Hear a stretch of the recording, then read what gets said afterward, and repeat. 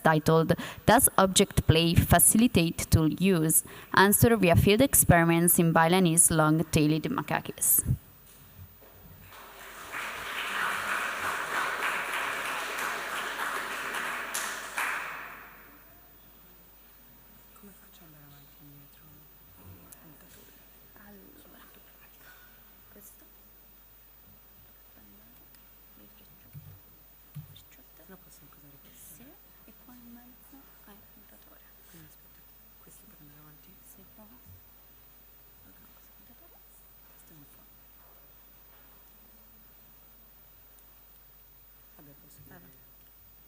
Sì, puoi usare il precedente o parli molto vicino o tiro questo?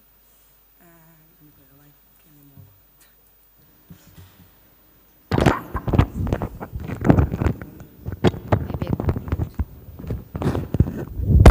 Sorry guys.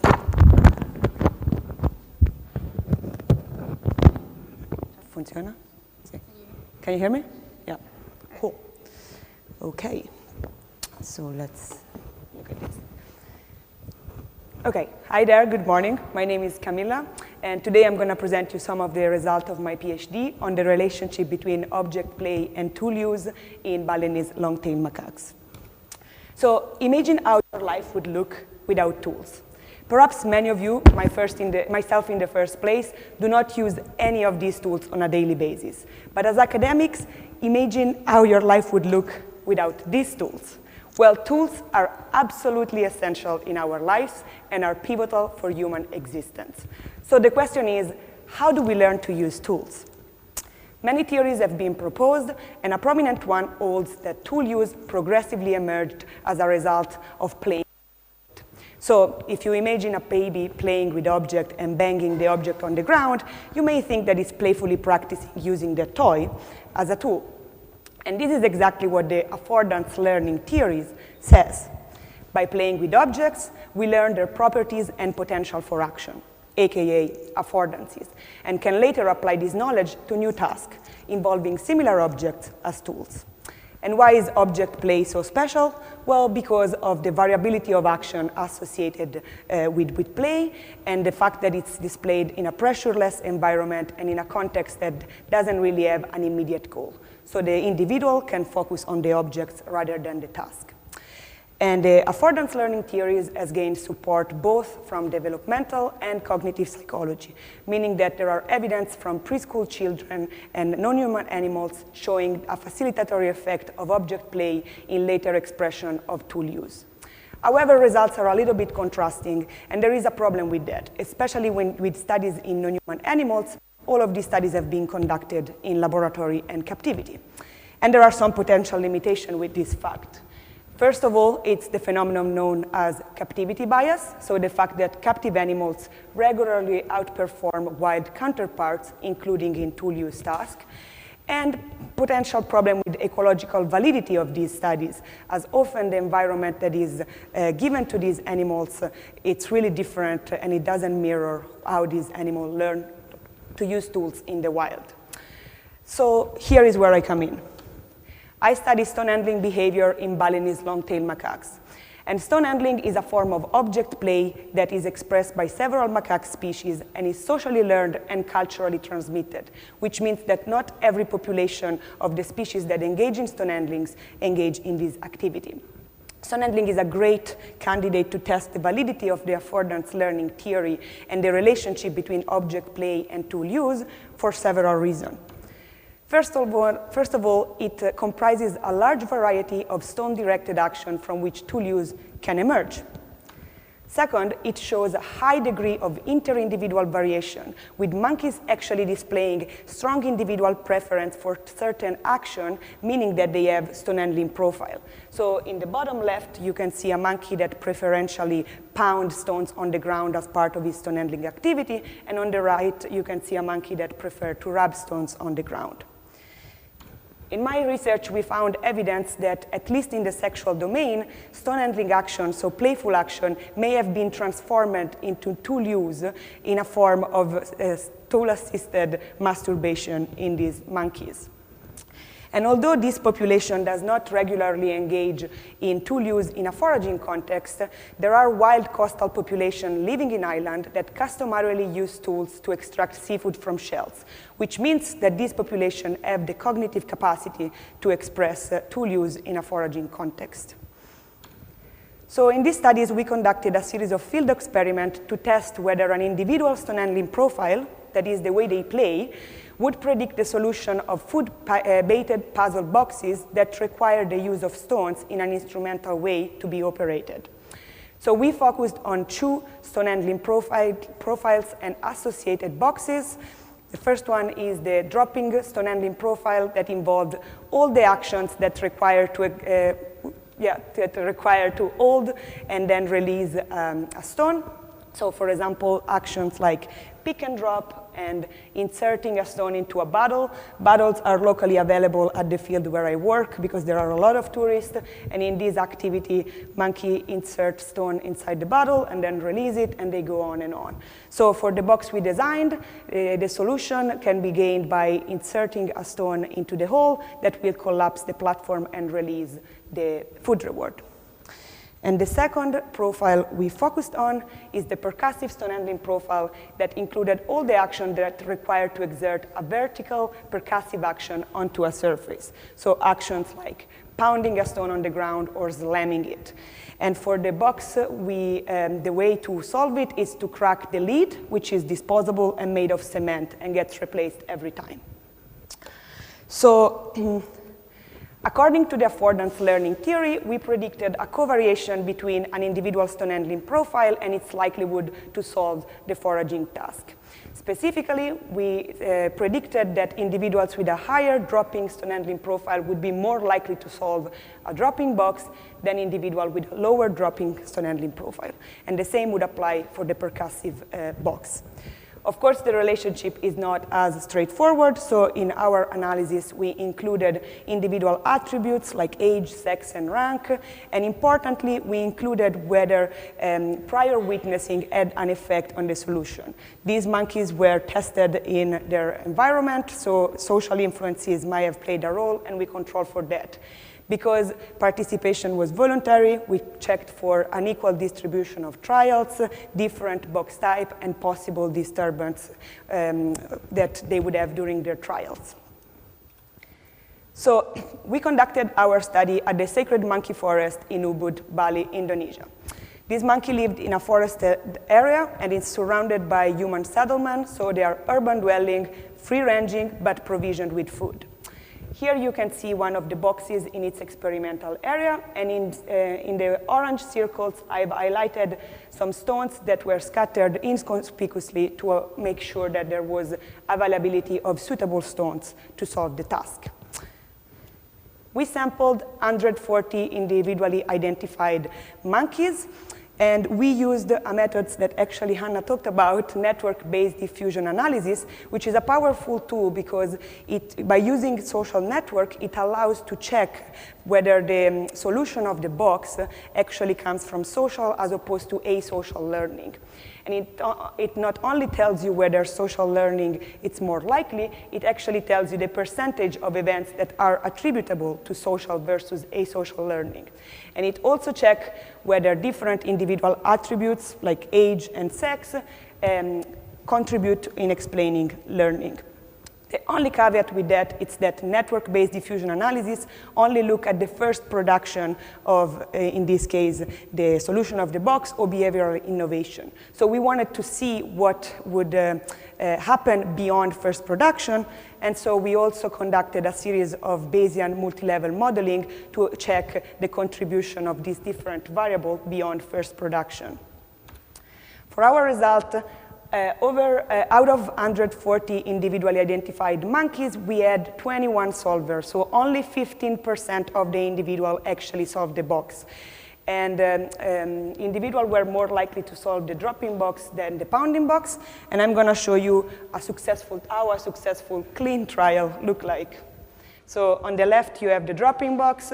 This subadult male is grabbing a stone, sniffing it, and then inserting it in the box and getting its reward. And on the right, we have the percussive box. This mature male, it's pounding the stone, cracking the lid, and accessing the food reward. Some quantitative result. From our NBDA, it emerged that for the dropping box, there was a strong reliance on social learning. So when we did a model comparison, 88% of our models showed strong evidence of social learning. And when looking at the monkeys that solved the box, 45% of those monkeys used social learning to access, to acquire the solution. On the other hand, if an individual had previously solved the other box, so the percussive box, it was 2.1 times more likely to solve the dropping box asocially, meaning the motivational processes are important for the solution of the box. On the other hand, for the percussive box, we found very little evidence of social learning, so a very different picture here. And in this case, a higher percussive stone handling profile made monkeys 1.6 times more likely to solve the percussive box asocially. Additionally, if individuals had been previously exposed to the task, were 3.8 times more likely to learn. This can mean two things. One, it's the fact that, again, motivational processes, monkeys are more likely to stick around, come back, and that could explain this exposure factor, but it doesn't rule out the fact that during this exposure, monkeys could have access to social influences in the sense of stimulus and local enhancement. From our Bernoulli model, it emerged a strong effect of stone handling profile in the opposite sense. So a low stone handling profile was associated with a low probability of solving a box. The reason why the distribution for the blue curve, which would be the high stone handling profile, is so uncertain, it's because overall the model found a low probability of solving the box, which is in line with the fact that only 15% of the monkeys solved the box. But the fact that the peak on the orange is so steep, it's an indicator that stone handling profile plays a role in the solution of those boxes. Similar interpretation for rank. Lower rank is associated with low probability of solving a box. So some discussion. There is some support for the affordance learning theory. Specifically, qualitative and quantitative aspect of object play, so stone handling profiles, may contribute to some extent to the emergence of tool use. So we are still kind of digging and contributing with this result to the possibility that object play has an exaptive potential to transform into tool use. And there is a paper in press by Lecca and Gunst that support these ideas. However, we need to say that there are also an interplay between several individual attributes in generating the solution of those puzzle boxes, which may explain why so many of these monkeys could not get access to those boxes. And among those explanations, we included motivational processes, social influences and social learning, and physical and social constraints, such as rank, and also the fact that this box was a bit harder to access, so it required a certain physical strength to crack that lid. So just to conclude, some limitation and future direction. Can we really talk about affordance learning? Well, we found a correlation between the way they play and the way they solve those boxes, but to be actually able to know whether affordance learning is involved in the acquisition, we need to look at the learning trajectories of those monkeys across trial. And we started doing that, so if you're interested, I'm more than happy to talk about it. Clearly, I didn't have the time to fit it in this talk. But that's definitely, if you're interested, we can talk about it. And lastly, our plan is to conduct this experiment again in a population that do not express stone handling habitually to check whether there are differences in the expression of stone handling in populations that do versus that don't. I would like to thank the fabulous people that collaborated to this work and the sponsor and you for listening. And if you want, this is my email. Thank you.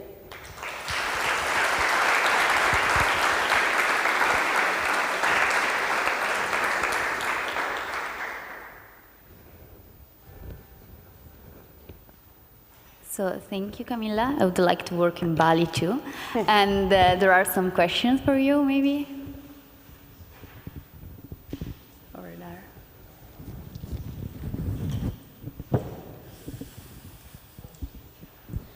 Thank you for the very interesting talk. My question is the theory, like the affordance learning theory, does it predict that this kind of contingency between play and then the understanding of tool use, that's based on some sort of understanding of what these tools, or in this case the stones, could do, what you could use them for? Or is it just that it makes it more likely that these animals that also play with stones then use them in a context where they might actually be useful to solve the box, for example? So if they habitually use them to, I don't know, just play around on some piece of wood and then there's the box, does it make it more likely for them to open the box, or do you think there's some sort of understanding involved? Well, I mean, I think the two explanations you are suggesting do not rule out each other. So for the affordance learning theory, the familiarity with the properties of the action creates some sort of perceptual knowledge about it. So we're not really interested in whether there is a causal understanding to it, but like there probably is an understanding of at least like what that object can do and maybe how it can be transferred to a different context, if that makes sense. And what do the human psychologists say? What's the explanation for humans? Well, I mean, for humans, like most studies have been done in a developmental way, and we see a specialization of action in children that becomes more and more functional, and it doesn't necessarily require that causal understanding. So I'm not sure, like, I mean, there are, of course, a lot of tests to test for causal understanding in tool use, for example, but like even like great apes, so chimpanzee, regularly failed those causal understanding tasks, which suggests that maybe that level of understanding, it's not necessarily for the performance of instrumental actions. Thank you. Yeah. Okay, are there any other questions? I have one, otherwise. Okay. There are ways to predict which stone handling profiles a monkey is going to have, like before your study, because you do classify like the two way, but there are, I don't know, ranking in the community, sex, something that can predict which one the monkey will develop, or is random? Well, that's a super interesting question. Like the way we assessed it was like by conducting, of course, observational, observations to then gather enough data to then categorize those profiles. From a gut feeling perspective, it doesn't really seem that there is any association. So we have a study in review that basically described this inter-individual variation. And it's interesting because sex and age do not really predict the expression of stone handling profile, but we haven't checked whether rank or personality styles, which is probably going to play a role potentially, would have an impact. So I can't really answer that question, but that would be super interesting to test. I can only say that for age and sex, that relationship is not there. Yeah. Yeah. Thank you.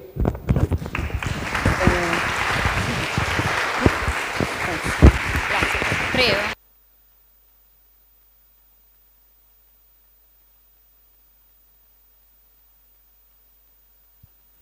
So we are moving on to the second speakers of this session, which is Zige Venturini, with his talk about precocious numerical abilities are enhanced by processing of different phase in young domestic chicks, right?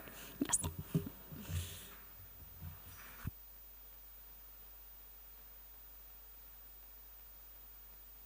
I like you already here, which is Andre Fischer, which is talk about too big or too small, the importance of sign predator recognition by training birds.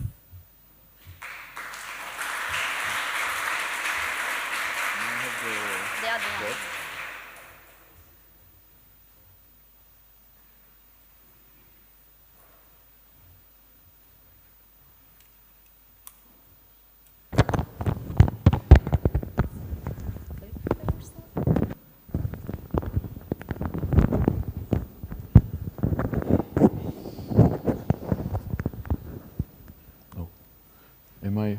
Yeah.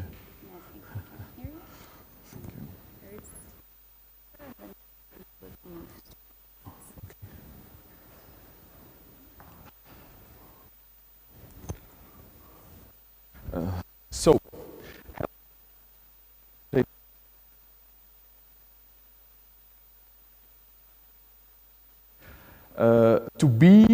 not to be? That is the question that Hamlet asks himself in the most famous play of William Shakespeare. Let me change this quote a little. To beat or not to beat? That is the question that asks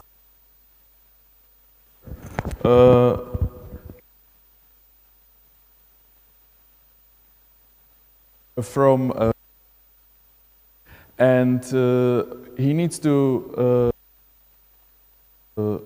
get the right choice if it is better to beat the predator or not to beat the predator, because beating a predator, why is it like important to just ask this question, and why this bird needs to bother with this is really exhausting. I mean beating a predator, I mean like mobbing a predator. This small passerine bird called redback shrike is well known for its aggressiveness against predators. This bird can like attack predators with real vigor, and it is really exhausting for him to defend its nest from other predators to his nestlings. And to answer this question, he needs to take factors. So many factors, like if it is like okay to attack this predator because it can be like too dangerous, he can be killed or something like that. One of the most important factors is predator's size. So today's talk will be about predator size. Or I thought that the title of the presentation is like really good. But I realized that it reminds me a song of Rammstein. So I know if it's now like a good title for presentation, but we can discuss it at the coffee break, if you know what I mean. So predator size. We need to move forward. First, some key points in the introduction that are really important for our. For this talk. Birds distinguish between various sizes of predators and behave differently towards them. We saw at the plenary talk that birds can distinguish between different preys and eat them or do not eat them. So with predators is the same. They can distinguish them and defend from them. The European jay and the common crow are the dominant predators of bird nests. But also, they differ in size significantly. Crow is much bigger than the jay. And what is the most important fact is that the redback shrike can distinguish between these two predators and behave quite distinctively. He is really aggressive against the jay, but against the crow, he stays like passive and hiding in the bushes. So we were interested. If the predator size is an important factor for nest defense, what will happen if we change the size of the predator? Will the redback shrike behave differently to the same predator species with altered body size? In other words, to make a hypothesis, will the redback shrike attack the enlarged jay less and the diminished crow more? This is the main question of this of my talk. So how we done this? We just took our normal sized predators. This is like the baseline size of a jay that you can meet in the nature, and we enlarge it because we used plush dummies, and we just make copies of the baseline size predator, and we enlarge it by 10 centimeters each to like a really big jay. For the crow, we did the same, but we diminished the crows to like a size of blackbird or something like that. As a control, we used, of course, because the dummies were plush, we used also the stuffed controls just for the material check. And I think you are all keen to see how our dummies looked like, so here they are. Don't worry, shrikes really liked them, and they were like completely, they functioned. It was okay. And there is small crow, like the smallest one. Very scary.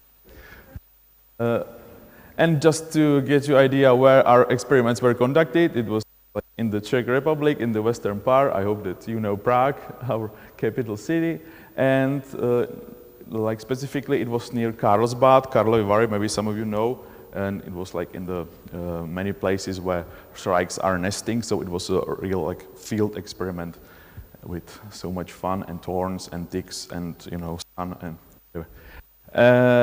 and the methods we presented to each shrike nest one predator, jay or crow, and its variants. So every nest was presented with 5 dummies.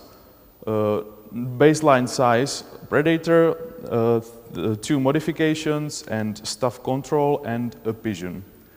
These dummies were presented in a randomized order, and there was an observer, I don't know who is this guy, who was observing from distance, like 50 meters away, and shooting the behavior.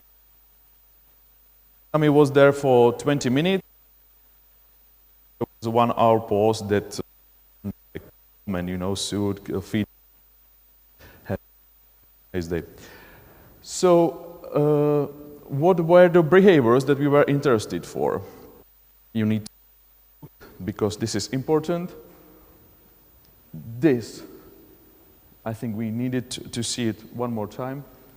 This, the aggressive attack, which is like really known shrike because he has like small legs. Beak is really sharp, and it's really hurting if the bird bites you with this beak. So the aggressive attacks, like the mobbing attacks, were interesting for us, and also the alarm calls. So I think it's pretty clear, and now we can move to the sample size analysis.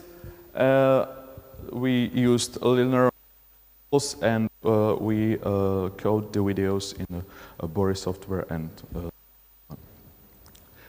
And what about results? So as you can see, the J's, the x-axis shows number of attacks, and y-axis, I'm sorry. Y-axis shows number of attacks, and x-axis shows the types of dummies. And you can see there is a clear decrease in the number of attacks in case of enlargement of the predator. So the baseline size, which is J30 and J stuffed as a material control, is like attack, but large variants are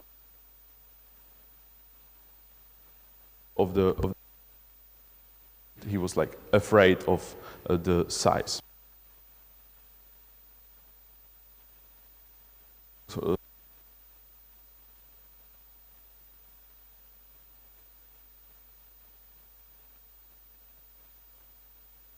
and then the pigeon, except the largest jay, which was like no-go. It was too big. 50 centimeters jay is like this size, so it's really big. And what about alarm calls? You can strikes alarm to all jays who the pigeon, so it was like, okay, they'll keep alarming at the jays, even though they did not attack the largest one. And but if you look at the crows, there is a surprise. There was like completely no change in behavior. You can see that the attacks are not like present in any of the diminished dummies, and even attack the pigeon more than the crow dummies, because pigeon is not a predator, but shrikes likes to attack things, so he just attacked the pigeon because it. And smallest crow did not elicit the aggressive response, so it's really like strange, and we were surprised by this result. And for the alarm calls, you can see that there is no difference at all.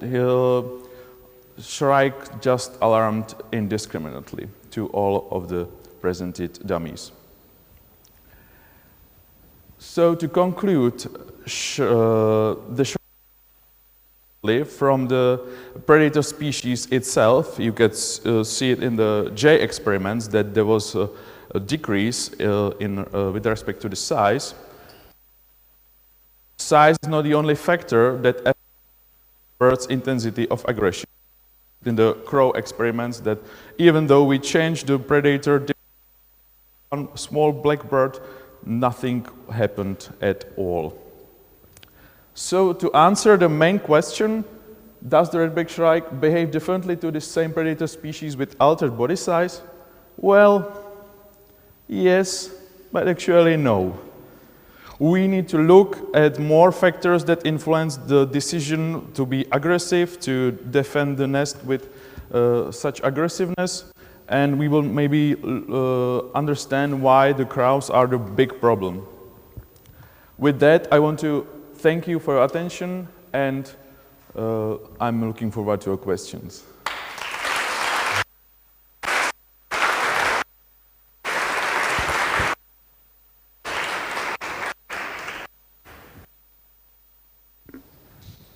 So thank you for your presentation. I really love when people use memes in the presentation, so I enjoy it. And there are questions? Okay.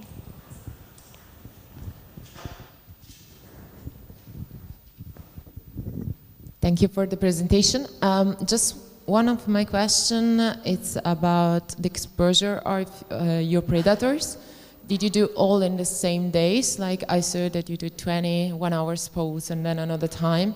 So I'm wondering, even if you randomize the expositions, like if the energy of the bird can change, like if they're more likely to attack at the first exposition than the last one. Yeah, we all dummies, like the J dummies, poses, and they were like order, and there was no the order of the dummies or the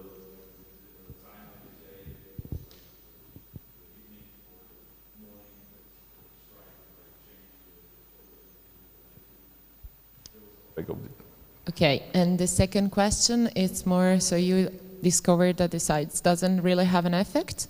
Do you expect that maybe the color can have an effect, like the fact that the crow is black and the jay is more colorful?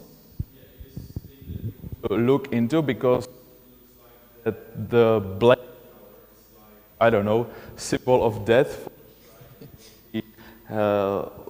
behaves completely the same. Rooks towards the ravens, and we think that it's just better to be aware of the black color, but we don't know if it's but we know that dominate predators and behave like differently. Okay, thank you. Okay, I think there is another question. Yes.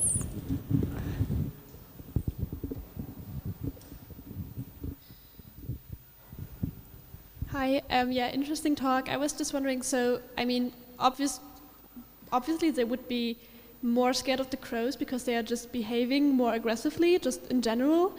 And then the jays are usually more timid, right? So I was just wondering if you have, for example, a jackdaw who is in its behavior more similar to the jay, but in the way it looks more similar to the crow. Do you think they would attack that, or would they fly away? Do you even know that, like, are there jackdaws that are also preying on these birds?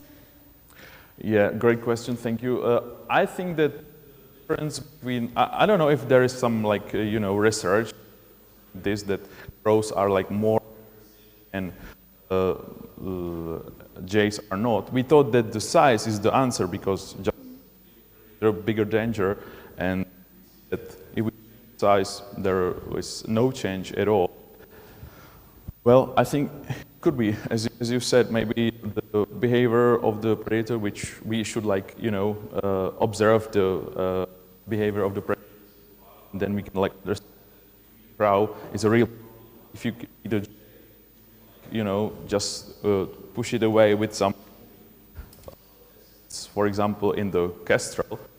Interesting that my colleague of mine did a research with magpies, and they discovered that when a magpie is presented to the shrike is like completely hidden in the bush, alarming and completely silent, and just leave the nest and do what you want.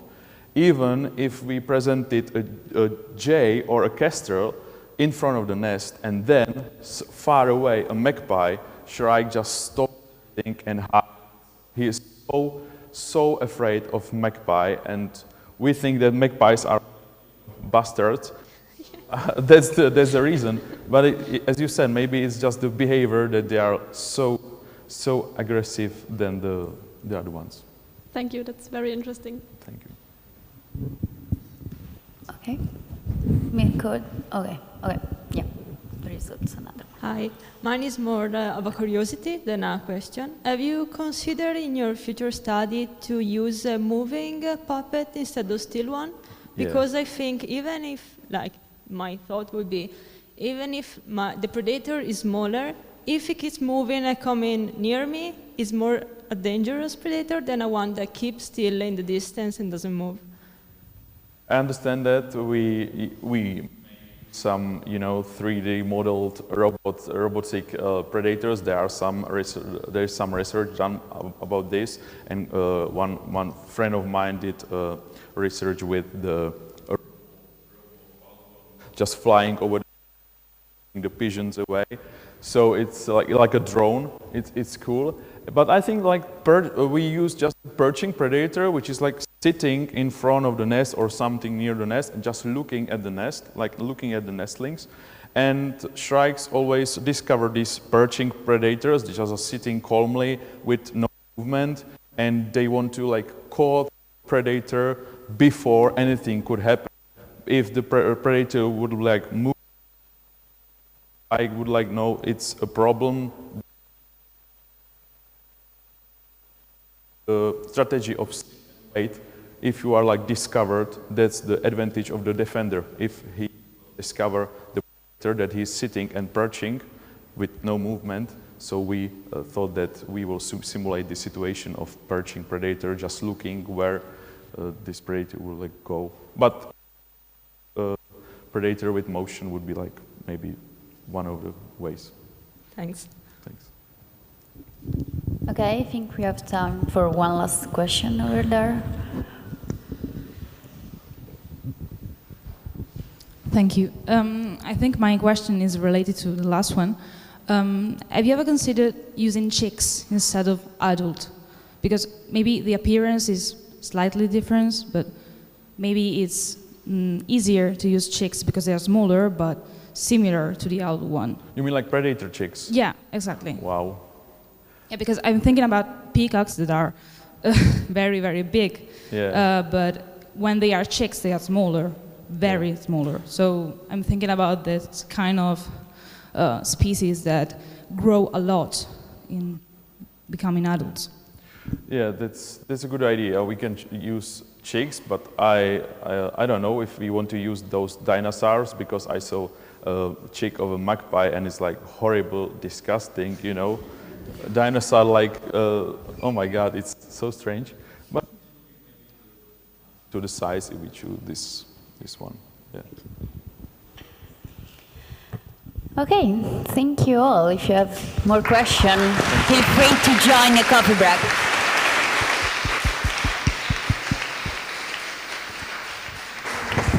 Thank you.